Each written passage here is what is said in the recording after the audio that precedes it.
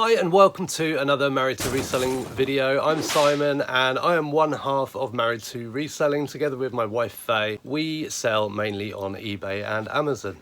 In today's video I want to talk about things that we can all do, things that we do, and I'd love to hear from you guys, things that you do to try and push some sales.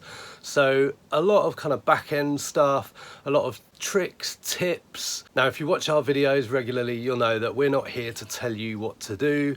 We just share what we do or what we hear, what might work for you, what might work for us. So this is not a how-to video, this is just sharing a big list of things that we try to do to promote some sales. We've also got coming up in a little while in this video some sales that we have managed to generate, but let's get straight to the list, and this is in no particular order. Now a few days after this video is released I'm going to compile a list of everything that I've talked about today, and I'm also going to add in any ideas that you've had in the comments, so please comment and I will keep adding things to the list as they come in through the life of this video. So there's so much talk at the moment about slow sales, hit and miss, roller coaster. It's the same for us, it's true for us, and we've got the infamous summer slowdown just around the corner. Is summer slowdown a thing? Well, it's probably not if you sell fans and paddling pools, but if you sell in a particular niche and you've experienced a summer slowdown before, it is probably on the way. That is why we don't particularly niche down to one thing or another. I know that we show a lot of breakables, glassware, collectibles here on YouTube on our eBay account. We do also sell other things which you'll have seen, and also we sell on Amazon in the books, DVDs and toys and games categories. So in no particular order, something that we try to do is clear images showing the full product. So that's making sure there's no corners cut off, that the product is in full view of the main image. I'm always a little bit suspicious when someone misses a part of the product. You know, what is wrong with that part of the product? Usually it's done by accident or by not paying attention, but we always make sure that we show the full product in the image. White backgrounds is another thing that we try to adopt. This is mainly due to the fact that it is in image guidelines for most marketplaces, and I'm talking about Amazon and eBay for that. Obviously different categories are suited more for lifestyle images, but particularly if you're selling new items, white backgrounds really are a must, and I believe that Google Shopping picks those up and prefers white backgrounds too. Staying on the image theme, 1:1 ratio square images. It's another Google thing apparently, but also it looks a lot smarter. You don't want that picture of that dress long and thin on the screen. Show it 1:1. You can make that setting if you use your phone, just change it to a 1:1 ratio. Again with images, no props. Make sure what you're selling is in the picture and nothing else. So if you're selling an iPhone case, probably best not to have the iPhone in the picture as well. If you do, make sure it's very clear that the iPhone is not included. As I've already said, I'm not trying to tell you what to do. My wording when I'm running through this list may make it sound like I am. So if I say do this, do that, what I mean is we do this and we do that. So we try to make sure that the image is cropped correctly so that at least 85% of the image includes the product where possible. So instead of having just a tiny little product sat on a table and a big border around it, we try and crop as much as we can, still making sure though there is a border of white around that product. Sticking with images, no watermarks or logos. So you see a lot less and less of it nowadays. Maybe I'm just not paying attention, but back in the day it was always like UK seller, free shipping, a watermark over the picture where the seller is trying to claim copyright of that image.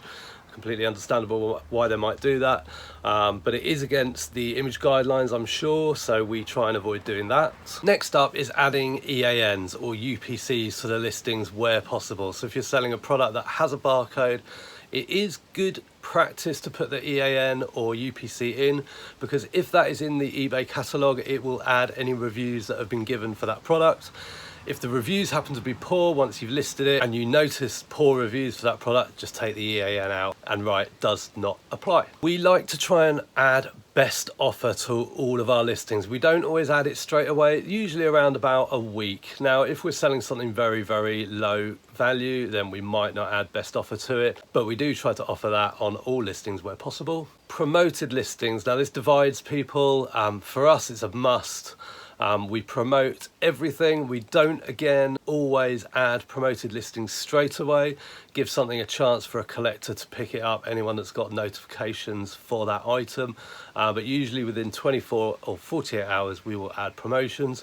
We go for trending rate plus 0.5% with no cap. We regularly try to tweak prices. I'll usually focus on items that have got the highest number of views in the last 30 days or the highest number of watches. That's where I'll start and I'll work down the list. And if something has no views, no watches in the last 30 days, and there's a problem with that item, and I will look at that in greater detail, including the price. Item specifics, we always try and complete as many of these as we can. We're not very good at it though, I have to say. We do have a lot of recommended item specifics, but if you do get time, it's worth popping in, adding ones that you can, and for ones that you can't, don't add NA, a little tick box, don't show me this again, and that won't pop up in your recommended item specifics anymore. We try to do good titles as best as possible, so that's titles with as many relevant keywords as we can, and we always try to avoid superlatives, so beautiful, the greatest, best, all that sort of thing. Things that are subjective, things that are opinion, we try to avoid. Through the Seller Hub, we use business policies, so that is policies specifically set up for shipping, returns and payments. Now those can get messy pretty quickly. If you use them, you'll know exactly what I mean. If you try to do a bulk change on postage, for example, it'll often create a new one because it can't change ones where there's offers active. But we do try to make sure that our postage rates are uniform, that our returns rates are uniform across the board, and also the payment. We set up automatic feedback so that the minute a customer leaves a positive review, the account will leave them a positive review back. Now also, this is a little bit of superstition, but I do also go in for a bit of good karma. After our returns period has passed, I will go in and leave feedback in bulk for all orders. I'll select all, then I'll search for refunds and cancellations and remove those, because as a sort of sweep all tactic, I don't want to be leaving positive feedback for customers that have had cancellations or refunds. Might not be their fault, but it's just a way that I do it in bulk. And again, I just do that for a little bit of good karma, hopefully. Another thing I like to do, and I'm sure it doesn't make any difference, but maybe it does, who knows, nobody knows, is I make sure all messages are marked as read. So these might be messages from eBay or messages from customers that don't require a response, the payout notification emails, all that sort of stuff. I always make sure they're cleared down and marked as read. Another thing we do is add everything that's in our item description, so not the title, the description, we add that into the condition note, because on the app, the product description is often missed and the condition note is often seen, so we'll add everything from the product description also into the condition note. Any measurements that we've got for products that might be in the item specifics, we'll also add those into the product description, and in turn, those also end up in the condition note. We try to check sell-through rates as much as possible before listing, because we're picking up auction bundles, not everything is worth selling. So we will kind of have a look, and if there's, 100 Prince Charles commemorative mugs of the same type for sale and 20 have sold for $4.99 plus post, we're probably not going to list that. But sometimes if items are lower value, we will create bundles. That gives the customer better value, and also if the customer does want multiple items, they'll only have to pay one lot of postage for them. I'm going to show some sales in the barn now, and I'll be back with more information. Who should you buy your bubble wrap from? Who is the best value? Who gives you what you've ordered? Who doesn't rip you off? I'm going to be revealing that later in this video. And also there's a coupon code. We're not earning anything from that, but we want to support honest suppliers. So we've got that information in this video for a 10% discount direct from the website. Okay, we've got this wooden head carving vintage thing going out. Haven't worked out the cost price for this yet. This was in a recent haul that I did for you.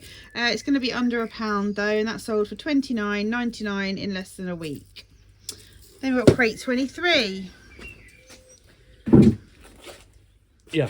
Vintage Wooden Sons Yuan Blue White Breakfast Lunch Plate, 9 inches.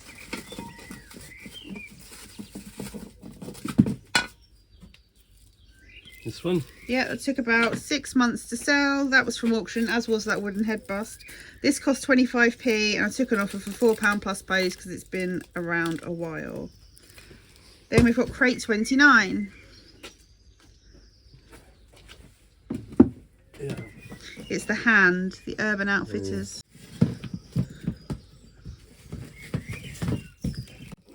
Okay, it's an Urban Outfitters Diana Celestial ring holder in white and black. It's ceramic. That cost £1.28, sold within 4 months to £12.74. That was from auction.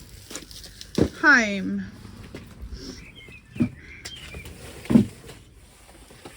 It's the vintage EKS scales. Oh right, yeah. If only we'd thought of this before I just filled it up with loads more stuff. Created lots of room. There we go. They are vintage EKS scales, Sweden, mid-century modern with a tray. Cost 40p from auction, sold for £14 and 9p plus heavy post. Vintage Pendelphin old gold label Margot ornaments. There's 3 Margot rabbits and 1 Roly rabbit, and they cost, again, I haven't worked out the cost prices. These cost less than £1 and sold for £26.24 within a week from auction. Crate 16. Vintage lead crystal cut glass vase. Got a few things that match that description, probably. Yeah. How big? 14 centimetres by 8 centimetres. Yeah. Like sort of a star pattern, Yeah. flower, sunflower. Flowers. Yeah. That cost 10p, sold within a month for £12.99 plus post. That was from auction. Crate 27. Yeah. Tilner Art Meg Hawkins bowl, hair, watercolour, aluminium. There we go. That cost 57p, took a month to sell for £10.39 plus post. That was from auction. Crate 10. Summer Chintz cup and saucer ×4. These took ages. It's a very pretty pattern, isn't it? It is. Colourways. Some of the stuff sold so quick. These took 7 months to sell. They were a Facebook Marketplace pickup as part of a job lot. Cost £2.14, sold for £13.99 plus heavy post. Oh, good. Heavy post. That's good. Don't know why that is. No, crate 5. Yeah. Vintage Johnson Brothers Indian tree dinner plate ×2. Now these sold before, and they sent them back. They complained because even though it was in the pictures, don't know if the camera's picking it up, there's like marks, Yeah. and like lines, and for whatever reason the first customer did not spot that, even though it was clearly displayed and described. So I took an even more close-up of it. So hopefully, I mean, the original customer just wanted to keep one and send one back, and we don't do that sort of stuff. No. So there we go. Sorry, didn't do the numbers. They cost £3.46 from auction. Took 2 months to sell for £18.99. Crate 17. Vintage Royal Dalton Provencal lidded vegetable terrine. Is it not in there? Have we oversold this? Feels like we're selling one every week. Oh, I was in crate 13. I was in the wrong crate. Oh. Hello, Snoopy. Hello, Luna. Had the haircut. There it is. This cost £1.45. Took 4 months to sell for £7.99 plus post to a repeat buyer. Crate 15. Yeah. Antique Satsuma dish plate, 5-inch Japanese porcelain.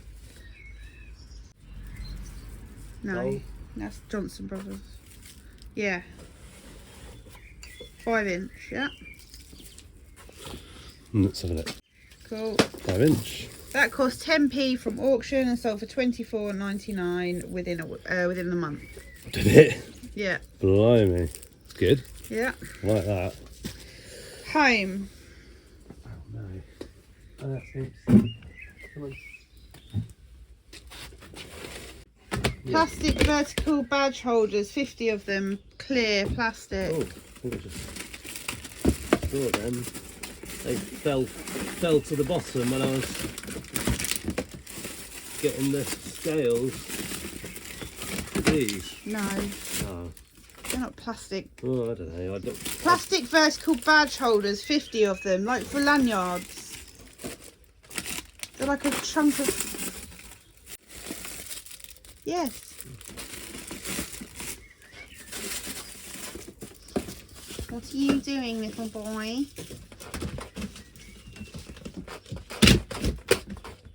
Trying to get into the Mindful Chef box. Don't prefer the Wine Society. There we go. They cost 49p, took 4 months to sell for £11.24. They were from auction. Crate 14. Yeah. It's a Mason's Ironstone Mrs. Beaton's Herb Spice Jar KN. It's got a lid. Yeah. Cost 10p from auction and sold for £6 plus post within 7 months. Crate 21. I saw it on your screen. Yeah, they are vintage Churchill Chartwell Collection Meal Fleur cereal bowls. Is there 6 of them there? 5? Yeah, 6. They cost £1.38, took 2 months to sell for £18.89 and they were from auction as well. And then we've got crate 14. Yeah. It's the Whittard of Chelsea Echo Storage Pot Utensil Jar. That costs £2.50. That sounds like it's from a charity shop. Took 7 months to sell for £7.64 plus post. And then we have this and other stories belt. Technically a clothing item, which I don't tend to pick up anymore. However, it was £2.99 in a charity shop last week. It sold for £12 plus post on the other site. So quick flip. Okay, I'm back, and we have next on the list is we make sure that we SKU everything. So we add into our listings in the custom SKU field the location, the date it was bought, and the price. The most important thing to us is actually the location, so that when something sells we can find it. That results in less cancellations, less losses, and therefore less dings. And with the time that we save, and you've seen it here in the barn, we can generally find something pretty quickly. Doesn't always happen, as you may well know, but that just allows us more time to list quality merchandise. Messages that we get from customers, we try to answer all of those where we can. Sometimes we don't always answer them within 24 hours. We do try to get to them, but more often than not, they are attention seekers and time wasters, and even when we reply to messages instantly, they don't result in a sale. We send offers to watchers regularly. There's 2 of us, so one of us is always seeing offers that are available to send, and we'll always offer above any promotion that we have running. We use GSP for international shipping. It just saves a whole load of hassle. Yes, people say that GSP is more expensive, and it is, but it does handle all the customs tax issues. And also we make sure that we put in weights and measures into the listing so that GSP can effectively, correctly quote shipping. I've tested a number of times the GSP quoted shipping to a particular location abroad with and without the weights and measures, and when you put the weights and measures in, the quote often comes up better. Speaking of weights and measures, and it's something I sort of mentioned earlier, but we try to make sure that the item measurements and the item weight is clear in the listing. I feel like weight is one that's probably often missed, but you know, if you've got a nice big stone jug or a big paperweight or something like that, or a piece of glass, it's often good to know the weight of that item. It gives the customer an idea of how substantial the piece is. We like to have at least one coupon running all the time. Usually will be somewhere between 15 and 25% off on everything. Sometimes we'll remove that from lower value items, but we set that up as a coupon, and if you have all inventory set on that, it'll add them in automatically as you list things. We also send coupons to the followers and subscribers of our eBay shop, and so when you set up a coupon, you get the opportunity at that point to send it to an audience. You can create a custom audience, so we use that quite regularly. We offer free returns, and we only do that to hopefully give us some sort of advantage in the search. We have absolutely no evidence of whether that works or not. We don't offer free returns on certain categories like clothing, footwear, DVDs, books, but particularly for breakables, I think free returns are really good. We get very, very few returns, so we're not seeing any evidence of people misusing that or taking advantage of it and ordering stuff that they don't really want. But we do have that on for approximately half of our inventory. We also have free and fast shipping for approximately half of our inventory. So for higher value items particularly, we'll have free shipping on there. 2-day shipping, which allows for top rated seller plus on those listings. Top rated seller plus for us is a must. You have to have 30-day returns and expedited option as well to qualify for that. But again, it's one of those superstitions. We've played around with £10 plus shipping or £14 with free shipping. I think for items you've got with a lower item price, I think adding shipping can help, because if you're offering a coupon on that, the value will only come off the item and not the shipping. Also, £4.99 plus post sounds better than £9 with free shipping, in my opinion. People are used to paying postage. Back in the day when Amazon Prime came out, I think a lot of people started getting used to seeing free shipping, but I think now that is reversing a little bit and people are used to seeing shipping added to listings. We send a weekly newsletter via eBay. It goes out usually every Friday, Saturday or Sunday. I just chop and change it. There's no particular science to that. I haven't measured what's more effective. But if we've got a coupon running, which we usually have, that will be the subject of the newsletter. We offer click and collect, which means customers can order to a pickup point. We get a few of those. I know people do have some problems with those. I've read a lot of stories, but we've never really had a problem with those. Sometimes people don't collect them and they end up back here. But that's just the way it is in online retail. We use shop categories just to try and showcase our items in the shop view to allow for customers to browse any particular categories that they're interested in. I've mentioned it already, but we also offer 30-day returns. We've had 60-day returns before. It didn't make any difference, I don't think, to anything, so we've just gone back down to 30 days. And we end and sell similar on older items. Now, quite often it'll be a fair few months, sometimes even a year before I get around to that. I try and do it more often. In fact, over the last year I have done it more often, but there were times when I'd wait for about a year before I even bothered selling similar. I think my mindset has changed with that now, and I'll do it after around about 90 days. And one of the most important ones in my mind is cost, keeping costs down. So that could be the cost of your purchases, the cost of your supplies. Anything that you can do to save money before making a sale is going to have a big impact on your business. We've talked a lot about bubble wrap the last few months, and I'm really pleased to share that up until the end of May, you can get 10% directly from shoppackaging.co.uk. Links on the screen. It's also in the description of this video. For the small bubble 100 meter by 500 millimeter bubble wrap, you get 10% off when you add 1, 2 or 3. At least that's what I was told. However, I was messaged recently with a screenshot thanking us for the code because they'd bought 10 rolls and got them for £9.70 a roll, which is very, very cheap. Now this is one of the said rolls, and I've already used a fair bit of this, and this is bigger now, even though I've used a lot of it, than what I was getting from those dodgy old sellers on Amazon. If you're buying your bubble wrap from some random seller on Amazon, not a big packaging supply company, so I'm not talking about Kite Packaging, Globe Packaging, any of those guys. If you're buying it and your bubble wrap is arriving, if you can trap it between your legs, you're probably getting ripped off. So go to shoppackaging.co.uk, link in the description, add Married to Reselling at checkout and you'll get 10% off. We just buy 2 at a time and they are £12.50 each delivered when you do that. We are not getting any sort of kickback. We're just here to promote honest sellers in that industry.